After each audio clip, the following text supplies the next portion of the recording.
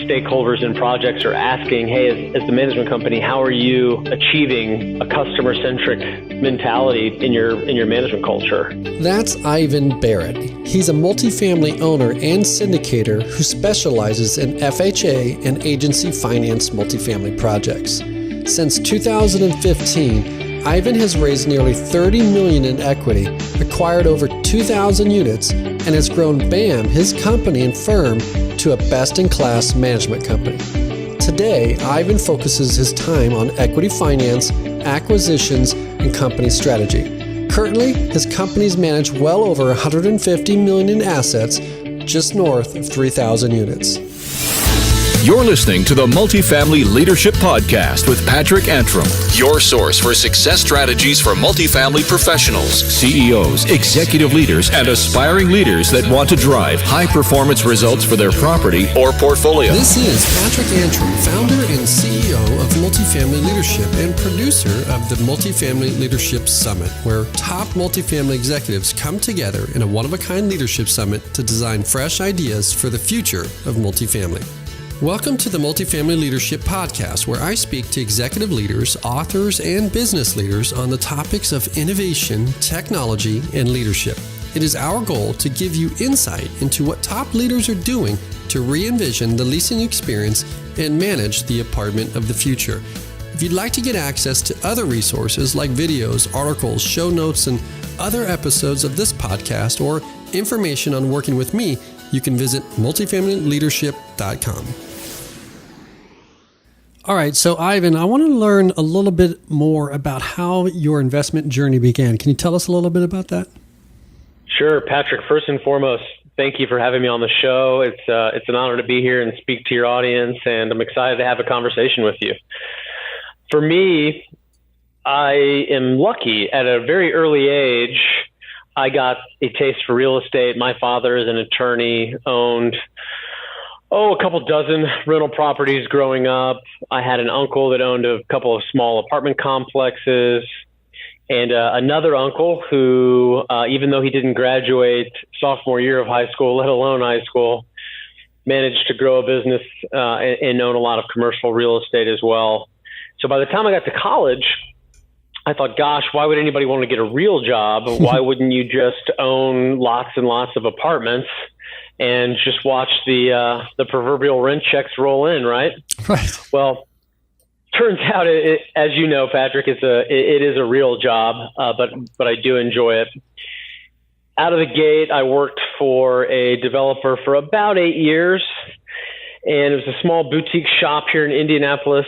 And so I was able to wear a lot of different hats, learn a lot of different aspects of real estate, investment and management, and also see from a front row seat the Great Recession, the Great Crash, which actually ended up being probably one of the top 3 gifts in my life. Right.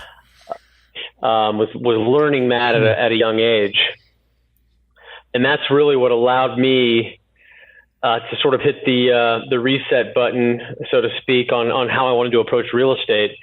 And that's when I started my own company in my spare bedroom in 2010, doing it all myself, because I knew that if I could just get momentum and learn how to scale and grow and fail small, that when it got to the big stuff, that I would be well equipped to succeed. So, as I said, I started it in 2010 in my spare bedroom, doing whatever I could get my hands on. And fast forward to today, we are approaching 150 million in assets under management. The bulk of our portfolio are syndicated deals, and by that, simply my partner and I have found the opportunities, raised the capital up the stack, debt and equity, acquired these apartment communities, and executed our business plan. There's just a lot of people right now that's excited about multifamily, and there's also a lot of people jumping in the game that in some cases perhaps they might think, oh, we can operate better than, this company or that company, or perhaps we can just get this done. It seems pretty simple. What are some early lessons that you learned, I guess, going through the process as you began your investment career? Oh, sure. And I'm glad I learned them early and on smaller projects. But I learned lack of discipline can really hurt a deal's performance. I learned a lot about, as you know, apartment communities are not just larger extensions of single family or 1 to 4 family homes, which I sort of arrogantly thought early in my career when I moved from 2 and 4 family units to started buying small apartment complexes.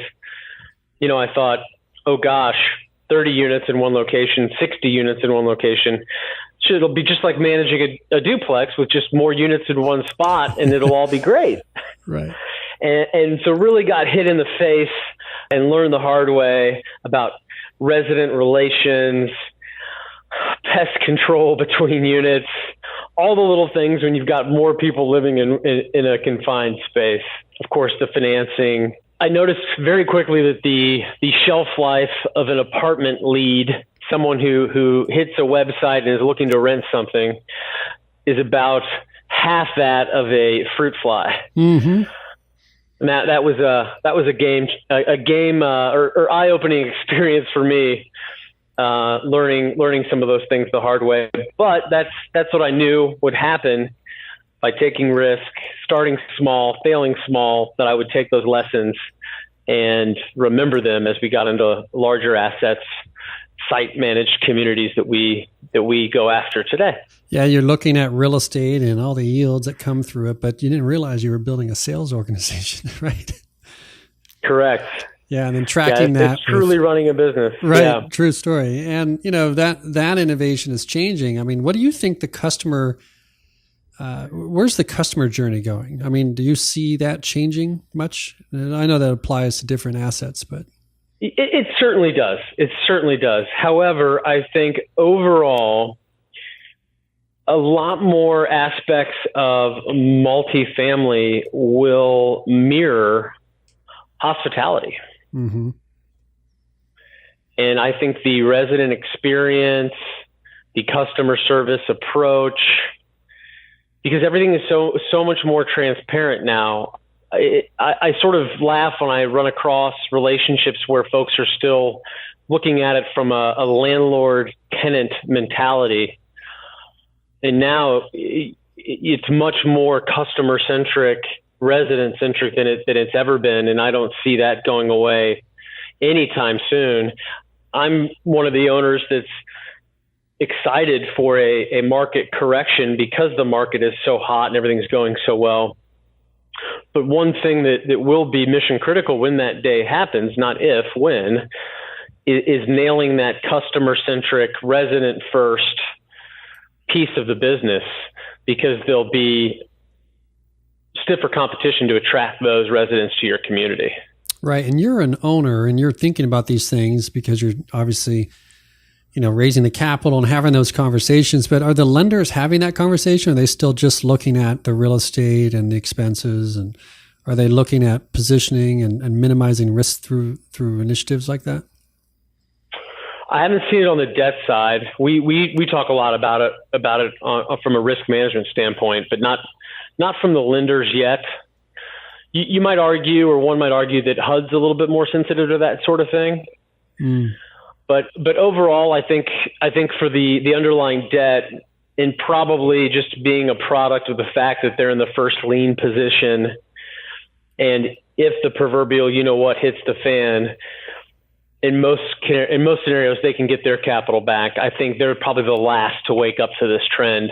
But gosh, just the other day, one of my limited partners, my equity investors, asked me about our tenant retention program, how we handle resident get-togethers and events to promote more community feel. And it doesn't happen often, but it's starting to occur more, where folks that are stakeholders in projects are asking, hey, as the management company, how are you achieving a customer-centric mentality in your management culture, right? Because I can sit here with you, Patrick, and talk about it all day, but if we don't execute it at the property level, it's really just hot air. Right. And I know we have conversations with developers and operators that are in markets where the customer's requesting it. It's not even about, innovating the business. It's just to differentiate and to get business, new residents and such. And so you look at, outside the industry, like transportation or even retail and now even pharmacy. I mean, you're looking at big companies that were in great positions, looking strong, and thought, they had their market share and they were too big to fail, all that kind of stuff. And you're looking at what like an Amazon or even like the Uber did to transportation companies. And now with, Jeff Bezos with Amazon and Warren Buffett getting together on pharmacy, you're looking at that customer experience, really explosion happening with that innovation there to try and make sure that there's no, slack in that process, that there's no frustration. Anytime you can improve that customer experience, there's some really great things happening. And the reason I ask you is because, we also have market operators that, it might not be their A priority. Maybe it's their C priority. How do you create a renting experience that, is of today's technology and today's world? And does that play into your approach when you're looking at pro formas? The obvious value adds are, your flooring, your kitchens, and your Sure. improvements that drive rents that have done that for times. But do you look further beyond just traditional value add stuff? Well, so if you keep this between you and me, so I'm a huge proponent of technology in the sense that it's a great tool. And if you can find those great tools for your people that make their lives easier, make them more efficient, allow them to deliver a better experience, then that's what we need to seek. So for me as the CEO, early on, I was really good at finding those sorts of things. Now I have to leverage the brain power of everyone at every level of the company. And we actually have a contest with prize money this year for who can find that next great catalyst of technology, not necessarily resident experience, but just anything within the organization at any level that can be an inflection point of change for the better, whether it be our culture, how we operate, how we communicate with each other.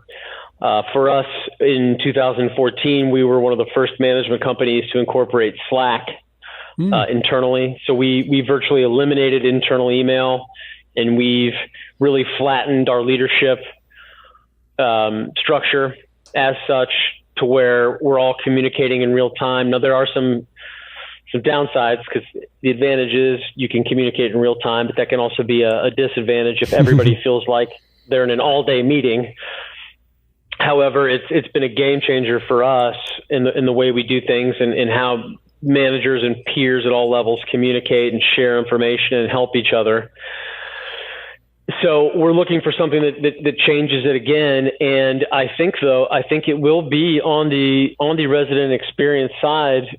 We're still taking sort of a wait and see approach on IoT, the Internet of Things, and really looking for some platform to sort of become head and shoulders above the other two with Google and Amazon and Apple and everything else. Who's going to talk to who and what's going to work across operating systems? I think there's still a lot of play there, and maybe that's just because at 40 years old, I'm thinking VHS and Betamax, right? Right. And so I don't want to necessarily, hitch our wagons to the wrong technology. However, there's some things right now we're looking at on the resident experience, especially when it comes to reporting issues, on how that's handled in real time, the responsiveness of it, whether it's Sunday at 9 a.m. or Monday at 9 a.m. Mm. We're going to be testing some maintenance-related technology and servicing solutions on some of our projects or our communities as a pilot project. And at this point, I'm not ready to speak too specifically to it, but I'm cautiously optimistic. Yeah, that's great. And so as you approach all of these things, tell me more about your team, because you did mention that you're at a scale point now where you're focusing on, growing and being strategic about the business. Yeah. But tell me a little bit more about how your team approaches just daily operations, because we talked early on about, that the operators being effective through management, and it's all about execution. So tell me more about your team and how you guys manage. What's really been a catalyst for growth for us without failure at the margin, and what I mean by that is being able to grow quickly but still execute, it's really been empowering the right people. And so it's been one of my greatest challenges personally is transitioning from that do-it-yourself founder entrepreneur that can do, at least in his own mind, everything better than anyone, to shifting and saying, okay, if I'm really going to grow this thing, I have to let little bad things happen, meaning I have to let people make their own mistakes from their own decisions and learn, right? And I have to put people in positions of responsibility, but not just in title, but in reality. So hiring decisions, firing decisions, operational changes, all these things have to be handed to other folks on the team. And so what I've done, and I suspect most of the audience is in the same boat, is we have site managed projects, communities, and then we've got the mothership, we've got headquarters, we've got where you've got asset management, accounting, compliance, construction, maintenance, management, and obviously, of course, senior management overseeing property level managers. So what we've done here is we've given those folks at the top a lot of leeway in their decision making and how they do things. We've got our directions, we've got our boundaries, our bumpers, if you will. But as far as who they put underneath them, how they manage those folks, the policies they're putting in place, we're really pushing on them to make those decisions themselves and figure it out, and not get in the way of that. And that's cost me a lot of money at times. Mm-hmm. And it's cost me some sleepless nights, and it's created some headaches. But this beautiful thing that's happened is that these folks are becoming great leaders of their own, and they're developing projects. They're coming up with great ideas to cultivate our culture. They're dealing with crisis without skipping a beat. And I don't think we'd have that if we didn't allow them to fail in their own right sometimes. And so what I still have to remind myself is, if my executives can make 10 decisions a day and be right on 7 or 8 of them, we're going to win big. Mm-hmm. You spent a lot of time early in your career, you mentioned, we're kind of rolling up the sleeves, learning all aspects of the business. And it might not be for you, but for many, the maintenance, the service side of the business seems to be a challenge, to find the right people, either just the demand of new construction in the area, that type of thing, or perhaps getting people excited to work in the apartment industry. Maybe they see it as something that they don't see it as an investment vehicle. But, sounds like to me that, your family invested in you early, getting you into the mix, and it allowed you to sort of come into this approach thinking like an owner already through the management operations. And so are you training, or do you lead either by the development of your own culture with your executive team and even your entire team with that sort of owner's mindset? Or how do you get that naturally in an organization? It doesn't come easy. And hiring, retention, major hurdles right now. Mm-hmm. We've got a low unemployment economy, lots of construction going on. Everything's firing on all cylinders, which can make it difficult to find great people. Mm-hmm. So again, between you and me, I learned this little secret sauce that I'd ask you not share. Pay people well, give them great benefits, and you get better people that typically do a better job and stick around longer. And that's really been the cornerstone of it. Beyond that, I got to give a lot of credit to my my director of maintenance and construction management. Finding him, I feel more lucky than smart. We had just happened to connect, and I knew I needed to make a change. We had a great conversation. I told him my vision for the company and recognized very early on in this that the maintenance team should be treated like gold. They should be cultivated and they should be empowered. I think oftentimes I've seen in other companies, they're sort of an afterthought. Maybe that's finally changing now out of necessity. But that's one thing we've gotten right, and that's very little credit of mine. I was lucky to find the right person that was the perfect mix of blue and white collar and a great leader, and was able to basically reset the entire organization from a maintenance and construction standpoint and build out the team in his vision.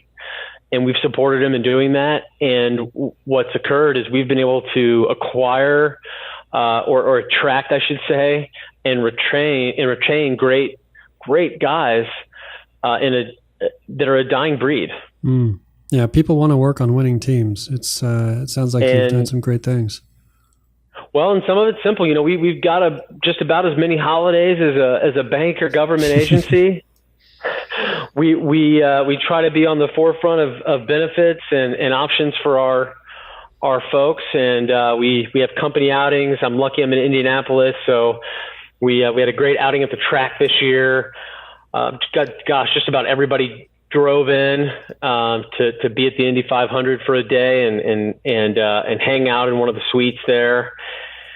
Doing those little things to build that culture is maybe not always going to be the answer, but I think it helps people pause when somebody comes along and says, "Hey, I'll pay you 50 cents more an hour to come work for me." Yeah. And as a CEO, we can get focused on the transaction relationships, if it be investor relations, raising capital. Sometimes, by the nature of the growth, sure. we're transactionally, or, we're focused on transactions, but, it's important, to stop and share that vision because, like you said, right? I mean, they go somewhere else, but as a maintenance professional, with the kind of work you do, it seems to me that you're training them how to be investors. I mean, they're repositioning the property right before them. If they pay attention, do you do any coaching in terms of helping people become investors themselves, or is that just sort of, their own intuition for that? Well, again, more credit to the executive team because they do a fantastic job of educating their staff on why we look at certain things the way we look at them, whether it comes from CapEx projects, maintenance and repairs, why we're doing the things we're doing, right? Because if we're not delivering to the investor, this whole thing doesn't last very long. Right. And so trying to get a little bit of that down at the granular level is certainly mission critical as well. Don't have any employees that have become investors yet, but I hope that changes somewhere down the road. Right. All right. So, Ivan, let me ask you, how do you really look at a deal? What is the ideal, perfect acquisition look like for you? And if that's the case, what has to be true? Sure. So for us, we're chasing that rental band here in the Midwest, call it $600 to about $1,200 a month in rent. We're really focused on the high end of C, middle to low end of B, workforce housing.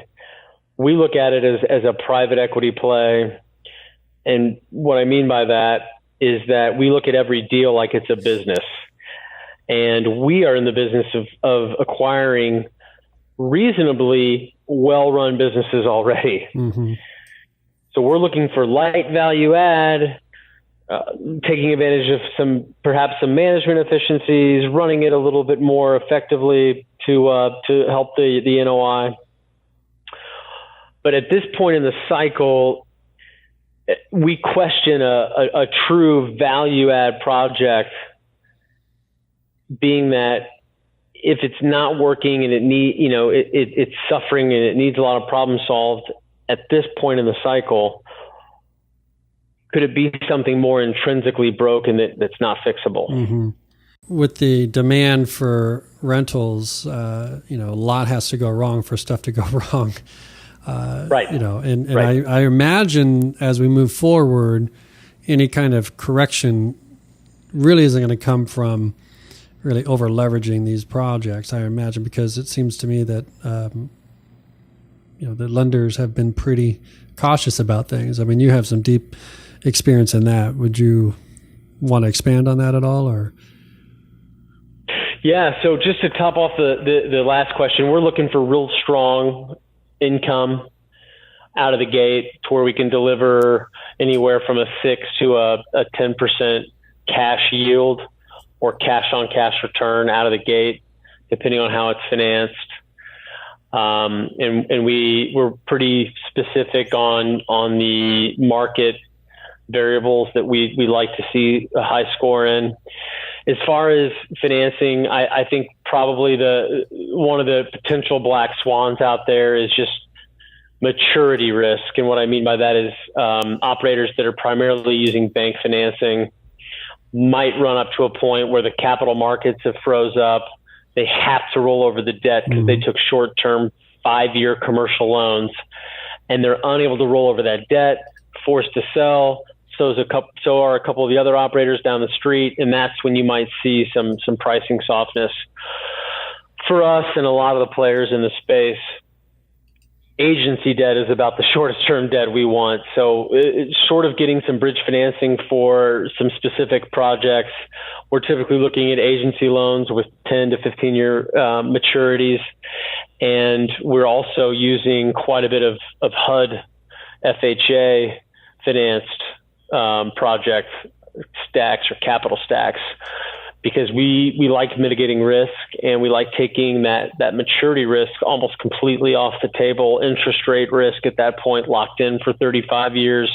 You're essentially taking your interest rate risk to virtually zero as well.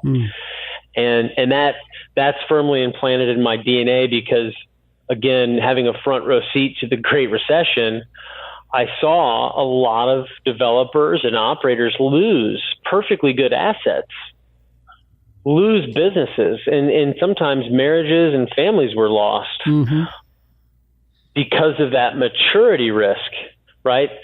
And so my goal was and is and frankly always will be, how do I grow a business? How do I grow a team, a culture, a management machine that will do better in a recession, not worse?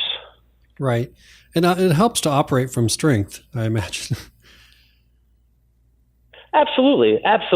And without the management piece of it, like a lot of developers out there that are merchant builders, unfortunately, they've got to keep doing deals. They've got to keep building things and selling assets in order to meet payroll obligations, in order to keep those people. Right.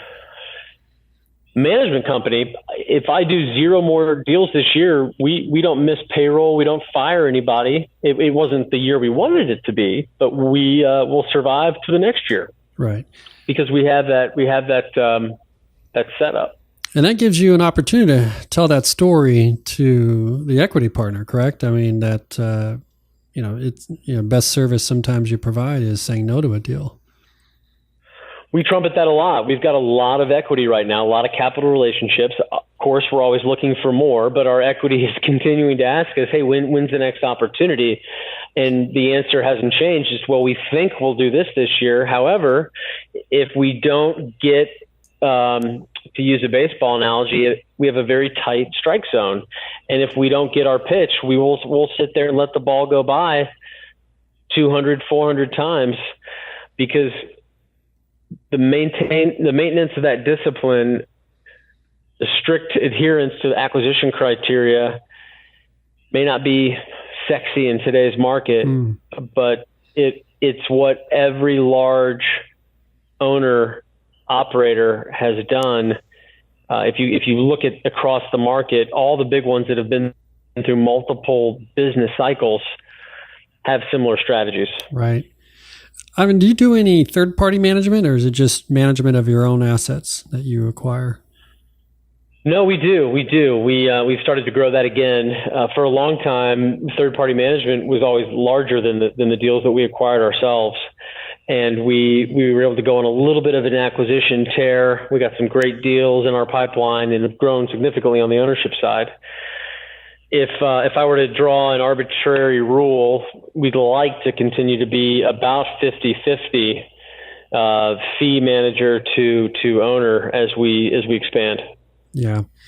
And so, how do you, if you're looking at, I don't want to call it pitching a client, but having that discussion about a third-party client relationship, what does that conversation look like? And how do you, as a company, differentiate yourself amongst all the options that are available today? It's tricky. Without giving the secret sauce. Well, there's not a lot of secret sauce to it. We just work harder.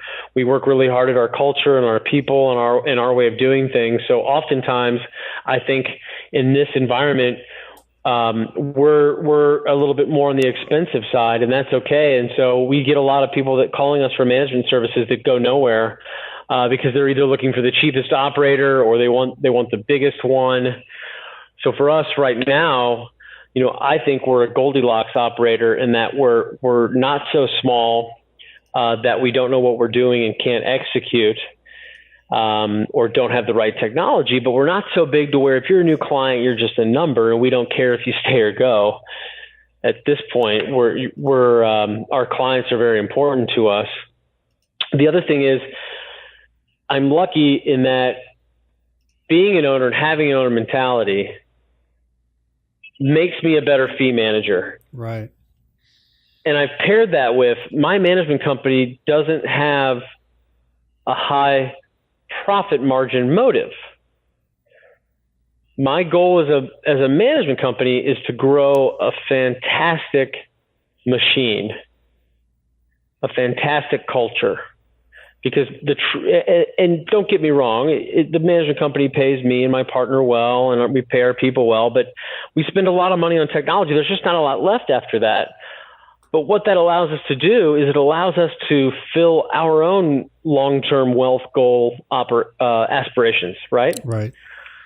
By acquiring assets, managing them extremely well to where my financial freedom, my family's financial freedom, that my future is intact, and the management company is the critical piece to keep that all going.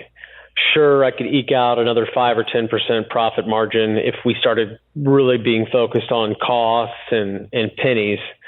I'd much rather grow just a great company that does a great job and watch my assets perform well over time. Right.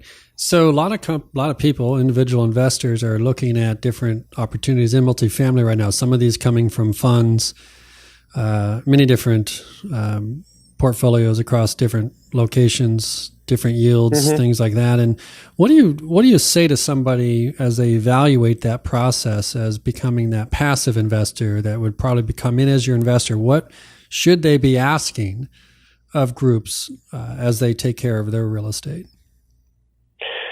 Wow. I write about that a lot. One of my little life hacks that I try to pass on to passive investors that ask that question, I get it a lot.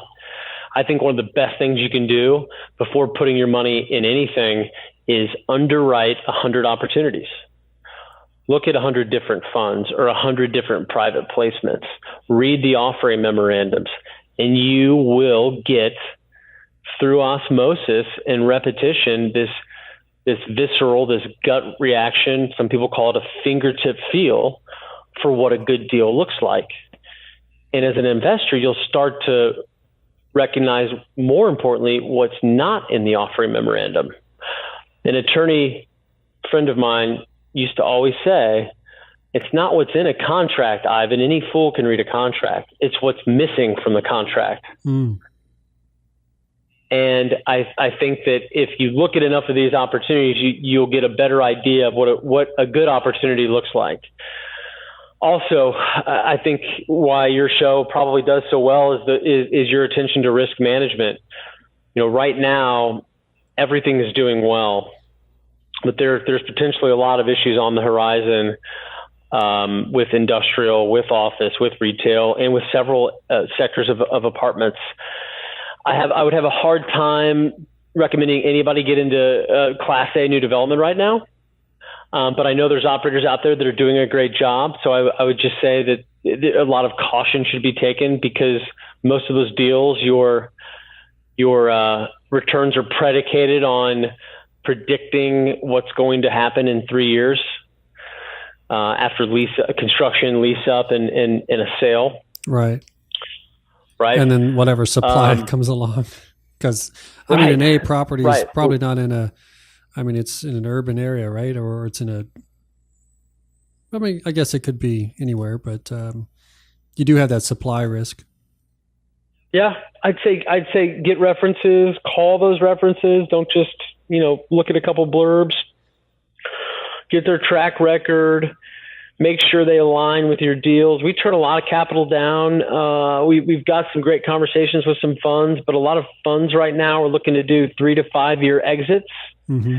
And I haven't really seen a whole lot of deals that match up well to a 3 to 5 year exit, because again, you're essentially having to take some sort of short-term financing that has a lot of interest rate risk to it versus a longer-term 10-plus year hold.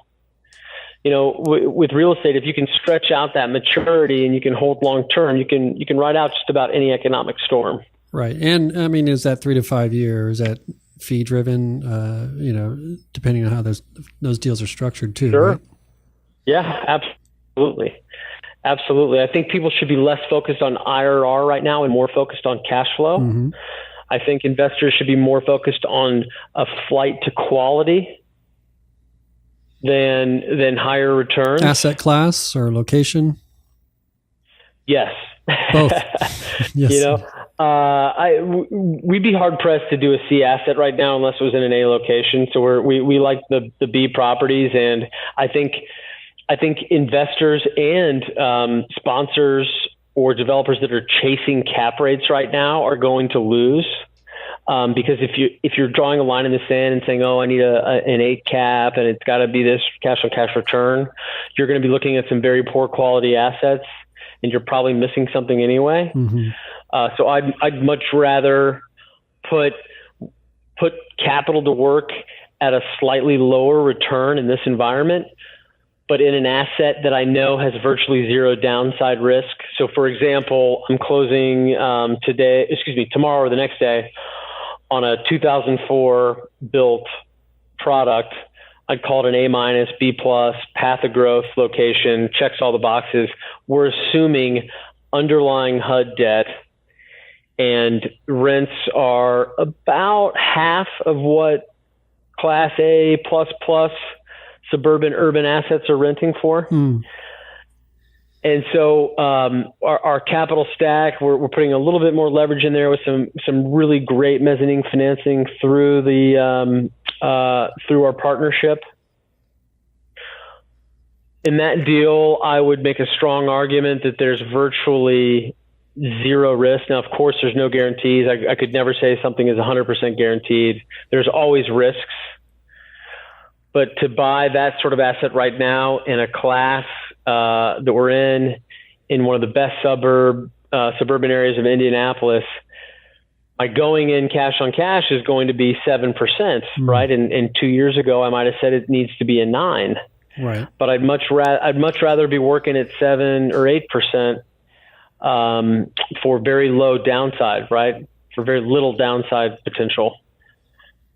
And it's important to have alignment with those investors, right? I mean, that's do No question. Not everybody wants that. I get calls all the time, folks that want a 2, 3, 4 year turnaround, and they want to make 20+% IRR. And some of those deals are going to still pan out, but I think at some point, just beyond the horizon where we can't predict, a lot of those projects are going to go poof, at least from an equity standpoint. Mm-hmm. The banks will be okay. The banks will get out mostly whole, but the equity will evaporate. Right. Well, anytime you rush a process, it's never good for anything. And there seems to be a lot of that going on right now, Patrick. What do you see? Okay, as an investment company, if you were to look at this, your operation as a manufacturing company, right? Like, what are the raw materials that are necessary going in? If that be the alignment of the investor objectives, the right capital, debt structures, all of these things. It's because we're in the smartest time you can be with smart people doing these things, and the process, like your manufacturing process. What has to happen for it to come out ideal in the business? Yeah, that's a great question. I love the manufacturing analogy. Because you're right, a lot of little parts have to go in just the right combination to. Well, you made me think. Come out with I need this in 2 years. It's like, okay, well, we can roll this through, but what's going to roll out is, I guess, what I was thinking with that analogy. Yeah, for us, for our manufacturing, or we're almost a little bit defensive in what we buy right now. We want patient capital. We want well-heeled capital to where we're only a 10 or 15% of their portfolio. Accredited investors, yes, but we also want them to have a certain level of experience and education, typically, and we want them to be in it for the long haul. And we're out there pairing that with deals that will likely do better in a correction, but at the same time, if rents go flat and expenses continue to rise, 2 or 3% a year, we're not going to make the returns we wanted to, but we're still going to deliver a return. Right. And that's really what we want. I think humans often fail to fully understand downside risk. Mm-hmm. Right? It's that old adage of, worst case scenario typically ends up being a lot worse than somebody thought it was going to be. Right. And I can speak to that in my development days, working for another developer. When everything fell off a cliff, we thought in the worst correction, our business would be cut in half, and it got cut to zero. Mm-hmm. I mean, everything just fell off a cliff, and seeing that trauma again was one of the greatest gifts I've been given. Right. And I'm afraid I maybe didn't answer your question. No. I mean, there's too many details to go through that, but I was just curious. And you gave me those key points, those key materials. I mean, it's interesting. You're really careful about who has the opportunity to work with you, really, because, Yeah. So the way you said it there, I think that helps me articulate this in that, and I hope your audience hears this too. The world is awash in money. Capital is everywhere. Money is sloshing around every economy all over the globe looking for a good home. So you would be silly or very short-sighted not to be very honest and forthright with the types of deals you do with your potential new partners, mm-hmm. right?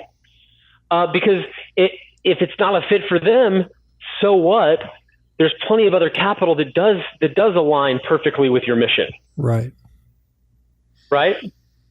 Yeah, absolutely. So let's talk about market now. Now, what markets are you operating in now? I mean, I know you're in Indianapolis. Sure. So we're all over the state of Indiana, Indianapolis, and then several tertiary cities around the Indianapolis solar system, I would call it. We're in Evansville, Indiana, which is the very southern end of Indianapolis, more in the, Indiana, more in the Louisville, southern Indiana solar system.